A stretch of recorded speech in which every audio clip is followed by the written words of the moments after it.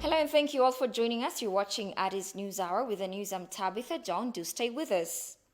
President Sahle Zode expressed Ethiopia's commitment to strengthen relations between Ethiopia and Burundi.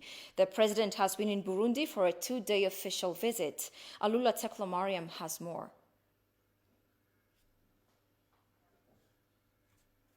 Upon arrival at Molcher Ndadaye International Airport, President Sahle was received a warm welcome by Burundian President Evariste Ndayishimiye.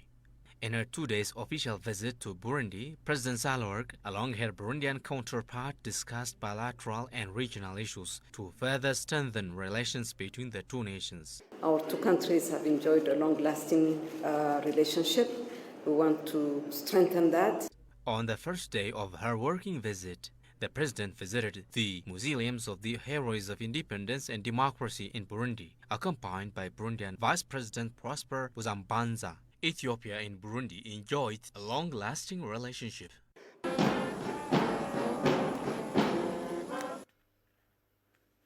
Ministry of Foreign Affairs has today briefed African ambassadors on a range of issues, including current status of humanitarian assistance in Tigray, the Grand Ethiopian Renaissance Dam Gert negotiation, upcoming elections, and the Ethiopia-Sudan border dispute. Deputy Prime Minister and Foreign Minister of the Federal Democratic Republic of Ethiopia, Demeke Mekonnen, gave a briefing today to resident ambassadors and diplomats of African countries in Ethiopia regarding the current status of the humanitarian assistance process in Tigray region and the preparations for the upcoming general elections in Ethiopia.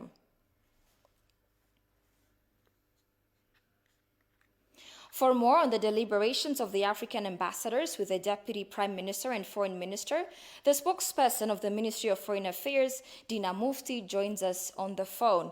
Hello, Ambassador Dina. Tell us in brief the major points of the deliberations and what were the reflections of the African ambassadors?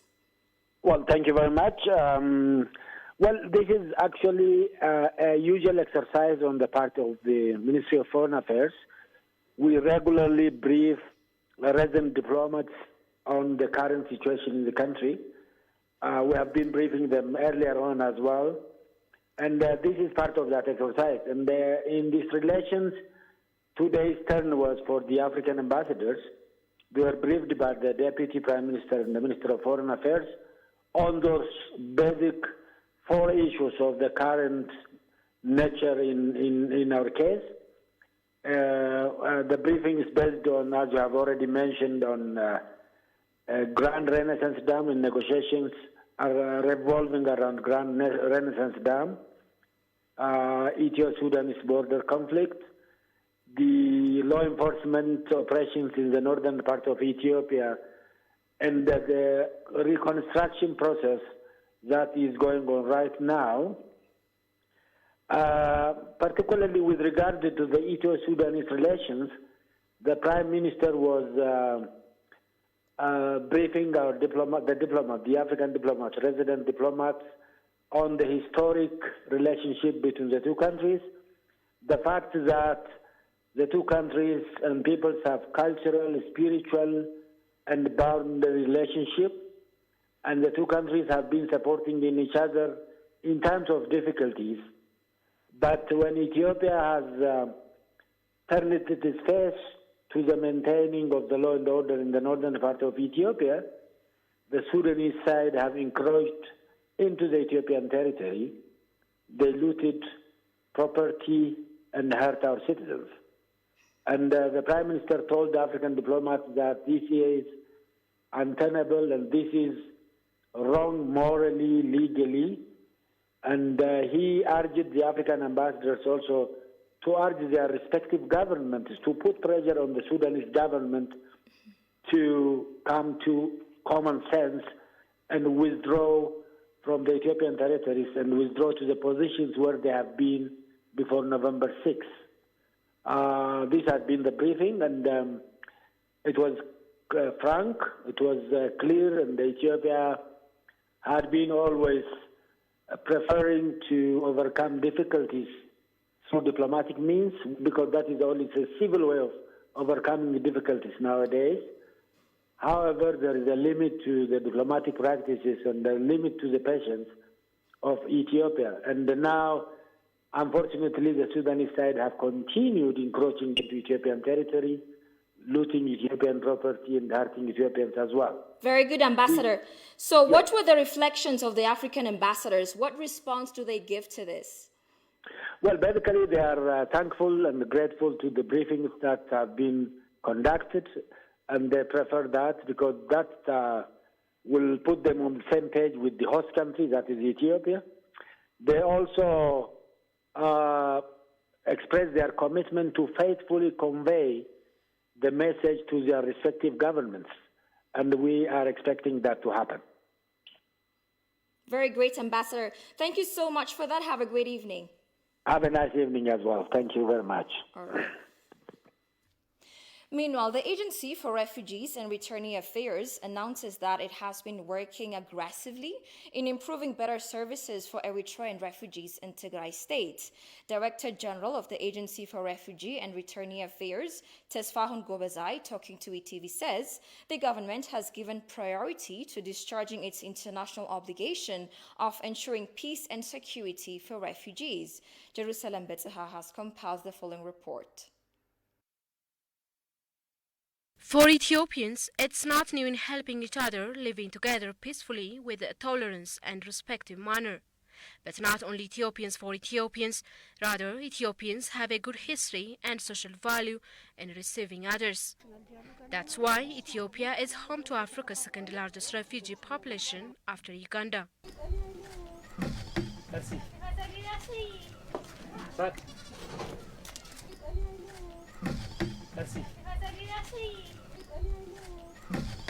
Ethiopia hosts more than 1 million refugees who fled from different countries due to many reasons. From this number, 100,000 Eritrean refugees are living in different parts of the country. About 46,000 Eritrean refugees are living in different 4 camps in Tigray State.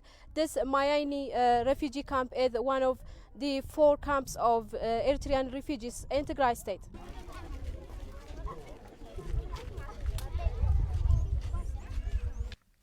Priest Koban Mikhail Kidane is an Eritrean refugee who lives in Adi Harush refugee camp in Tigray State.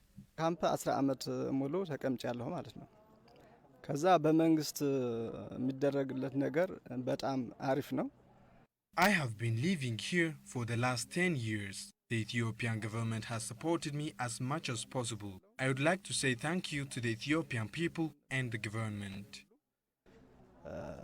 ያው መንግስት የሚችለው ነገር ያደርግልኝ እዛም አመሰግናለሁ ማለት ነው። However, following to the law enforcement operation taken by the Ethiopian government against TPLF group in Tigray State, the clique has tried to demolish the good image of the country worldwide through disrupting humanitarian institutions. But Ethiopia is striving to handle such problems as per its international obligations. The government is giving due concern and giving priority to safeguard and to fulfill its international obligations in ensuring the safety and protection of refugees in Ethiopia. And we have worked a lot of things. We have discussed with the military and other command posts who are operating in this area, and we have communicated with them that the safety of the refugees is our utmost priority, and they are also acting accordingly. We have constant communication with them. They give us information every time they have some incidents, and their safety is getting safeguarded by everyone who is concerned. Tesfahun added Ethiopia has been implementing a better legal framework for the reception of refugees, enabling them to participate in various social issues. Currently, the agency has been striving to resume better service very quickly for Eritrean refugees. There are 4 refugee camps for Eritrean refugees in Tigray, and they are Hizat, Shimelba, Mayaine and Adi Harush. We have been able to resume service in Hizat, in Adi Harush and Mayaine very quickly after the interruption of the services by the law enforcement operation and the attack of TPLF on the military. Now we are seeing the progress every time. This is my first time when I coming to these camps, and I'm seeing a lot of progresses time. So we are working on making sure that the refugees are safe and they are in a good condition. Ethiopia is one of the first 5 African countries participating in the Comprehensive Refugee Response Framework, CRRF, a set of commitments set out by the United Nations General Assembly in its 2016 New York Declaration for Refugees and Migrants, designed to improve ways of protecting people on the move. The role of the diaspora community is of paramount importance to promote their country to the rest of the world in many aspects. They can enlighten critics to the works being undertaken in the nation's reform agenda. In relation to this, the diaspora community has announced that they should stand beside the government of Ethiopia, being true nationalists, particularly in such opportune times. Kasahun Chani has more. A renowned artist and human rights activist, Tamay Beyene, who has been known for preaching unity and Ethiopianism, is among the Ethiopian diaspora that the Premier has called on to return home and strive for the development and democratization of the country. According to Tamay Beyene, some paid lobbyists in the West have conspired and executed extensive misinformation campaigns against the Ethiopian government and produced misleading information about the law enforcement and the current situation of the country, which time has exposed the lies in bits and pieces. Tamay said that Ethiopians should stand in unison, irrespective of religious and ethnic differences, to inform what reality on the ground being undertaken in Ethiopia through the rest of the world being hand in glove.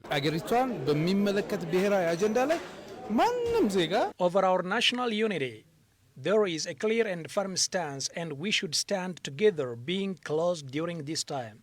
There are plenty of and talented people residing in America and Europe who are always committed to funding their country. There are various questions we would ask the government, and that question should be in the interior, not exterior. If it is exterior, there might be innumerable pressures on the government from the overseas, and we shouldn't accept these external forces over the government of Ethiopia as we are citizens. Tamay also noted that the government should work day and night on the diplomatic activities through coordination of various scholars in the sector. There are many Ethiopians who have the expertise and renowned personalities since Emperor Haile Selassie and Derg time in the diplomatic sector, and they can support the government through showing directions, supporting in various issues on the nation's further developmental endeavors ahead. The embassies are to be opened for Ethiopians as they have plenty of significances to compare with the rest of the world in the diplomatic arena. The artist and human rights activist further called on the government of Ethiopia to ensure the observation of human and democratic rights and maintain safety and welfare of the public at every corner in the nation, particularly the enforcement of laws and safeguarding constitutional guarantees, the prevention, detection and investigation of crime, the coordination of national state ought to be strengthened more than ever.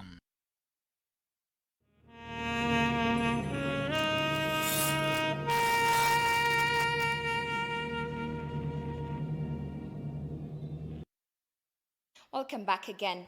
A history researcher says the victory of Adwa was not simply to defeat Italy, but it was against European imperialism.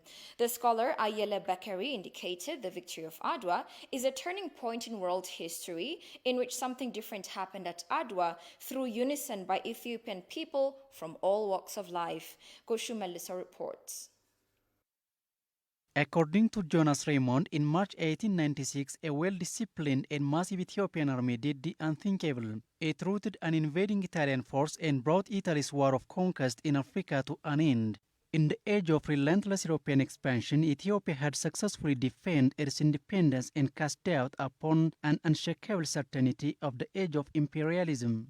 Ethiopia is said to celebrate the 125th victory of Adwa.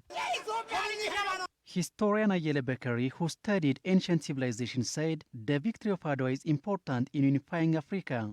Ayele spoke out the victory of Adwa was not simply to defeat Italy, but it was against European imperialism. Their ability to fight and defeat the Italians was not technically just simply against the Italians, it was against European imperialism, because European imperialism has already controlled almost the entire Africa with the exception of Liberia, and has put the whole Africa under its colonial order. So therefore, that kind of fait accompli was disturbed by the victory at the Battle of Adwa. He pointed out that the victory of Adwa is a turning point in world history. Most historians say that it is a turning point in world history. They say it's a turning point in colonial history. It's a turning point because something different, something unique has happened at Adwa, and that was the ability of Ethiopians to form a very united force and confront the enemy which intends to colonize Ethiopia, and became victorious against that enemy. And that didn't happen in any place in Africa other than Ethiopia. Ethiopia is the only non-colonized country in Africa. Ayele also stated that the victory of Adwa became source of solidarity for all Africans. The Ethiopians' ability to defeat the Italians who came to colonize Ethiopia gave the inspiration, the example, the courage for all Africans to fight against the very colonial forces that puts them under second-class citizens or colonial subjects. So therefore, in that context, Adwa becomes very significant. It becomes very important because Africans say, oh, if Ethiopians succeeded in defeating the Italians, now we should continue to fight, continue to resist until we also be in a position to defeat the British, the French, the Germans, the Portuguese, and so on and so forth. So therefore, Adwa became a source of inspiration and also a source of solidarity, in which that they would have the courage now, at least to kind of say, we can also fight and defeat the colonizers in our territories, in our regions. So therefore, in that sense, that's how that sense of unity emerged, and an African identity started to form shape, and then ultimately expressed in the form of Pan-Africanism, in the form of establishing institutions like the African OAU, Organization of African Union, and then later on it became African Union. Adwa is a source of anti-colonialism and Pan-Africanism mentality, the historian noted. Indeed, the Adwa Zero-Kilometer project can help pass the values of Adwa victory to the next generations. The project has now seen 45% completion and is expected to be completed next year. Sintayo Tamrat has more.